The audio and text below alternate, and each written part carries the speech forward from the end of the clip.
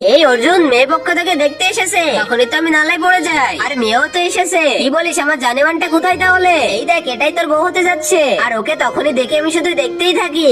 High, আমার নাম any আর আমার নাম অর্জুন। আরে একে তো দেখে মনে হচ্ছে অনেক ধনী। সরি, কিন্তু আমি তোমার সাথে বিয়ে করতে পারবো না। কি হলো অর্জুন, তুমি কি বিয়ে করবে না? ওদিকে কোথাকার একটা মহারানী আর আমি এদিকে জমিতে কাজ করি। হ্যাঁ অর্জুন, এমনিতে তুমি ঠিকই বলেছো। আরে পাগলের বাচ্চা, তোমাদের কি মনে হচ্ছে আমি কি খেতেতে কাজ করি না? এই শোনো, আমি এখানে তোমাদের সাথে কাজ করব। আরে এ তো সত্যি কাজ করতে শুরু করেছে। এটা এভাবে লাগাতে হয়। এভাবে দেখে তো আমি আর প্রেমে পড়ে যাই। কাল থেকে তুমি তাড়াতাড়ি আসবে, আমি সব কাজ তোমাকে শিখিয়ে দিব। এরপর তো অর্জুন আমার জন্য খাবার নিয়ে আসে। রাতে কিন্তু তুমি তাড়াতাড়ি রেডি হবে, আমরা দুইজন মুভি দেখতে যাব। এই জন্য আমি তাড়াতাড়ি আনির কাছে যাই। আমার প্রিয় কচ্ছপ, তুমি বলো অর্জুন কি আমাকে ভালোবাসে?